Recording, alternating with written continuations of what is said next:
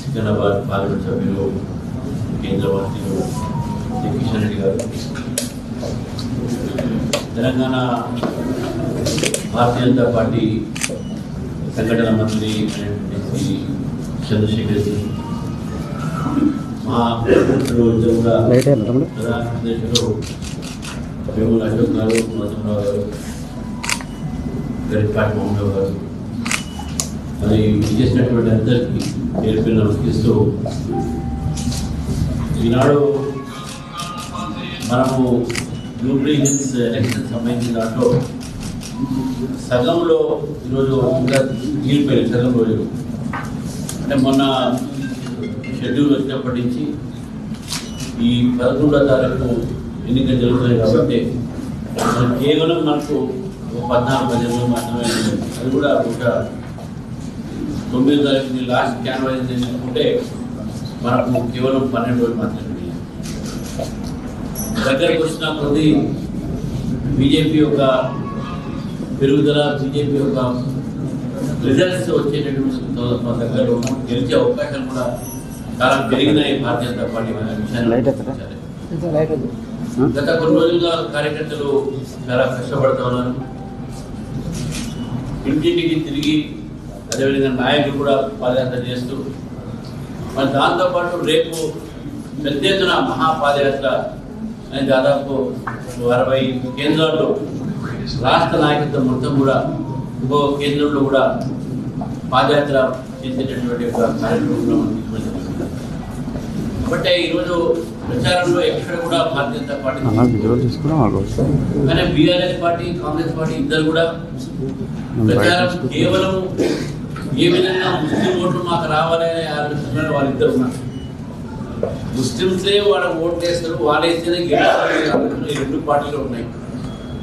నిన్న మొన్న బీఆర్ఎస్ నాయకులు మాట్లాడుతూ మేము మీకు ఖబర్స్థాన్ జాగాలు ఇస్తాం, బీజేపీ వస్తే గుళ్ళు కడతారంటుంది, కానీ మీకు కబరాస్థాన్ దారేస్తుంది అని చెప్పి మాట్లాడతారు.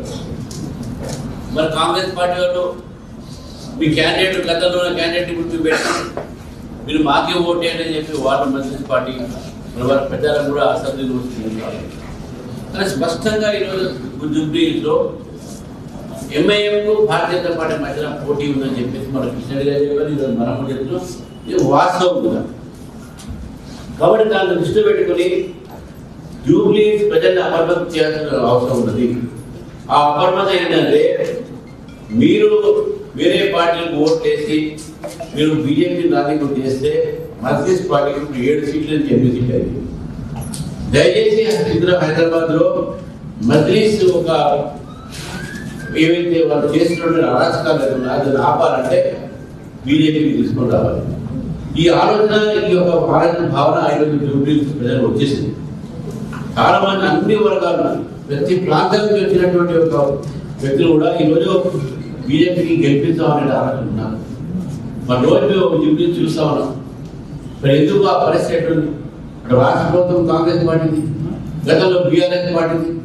ఆ ప్రాంతానికి ప్రాతినిధ్యం వహించింది గతంలో కాంగ్రెస్, ఇప్పుడు బీఆర్ఎస్. ఈ 2 పార్టీలు దాన్ని నిర్లక్ష్యం చేసినటువంటి స్పష్టంగా మన కళ్ళ కనపడతా ఉంది.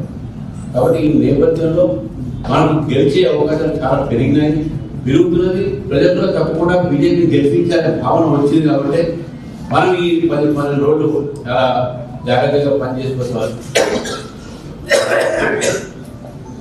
అవసరం ఉంది. కాబట్టి మనం ఆ దిశలో అందరూ కూడా పనిచేయాలి అనే దృష్టిలో ఈరోజు ఈ కార్యక్రమాన్ని ఇక్కడ మనం పెట్టుకోవడం జరిగింది. మనకు పెద్దలు సూచనలు ఇస్తారు, వారి సూచనలు కూడా పాటించి మన చేతుల్లో పోయి మనం జూబ్లీహిల్స్ని మనం బీజేపీని గెలిపించి రాబోయేటువంటి రోజులు 2028లో జరగబోయేటువంటి సాధారణ ఎన్నికల్లో తెలంగాణలో భారతీయ జనతా పార్టీ ప్రభుత్వానికి జూబ్లీహిల్స్ నాంది పలకాలని చెప్పి మీ అందరినీ కోరుతూ ఈ యొక్క అవకాశం ఇచ్చినటువంటి యువతకి ధన్యవాదాలు. ఈ కార్యక్రమాన్ని తీసుకుపోవాల్సింది కోరుతాం.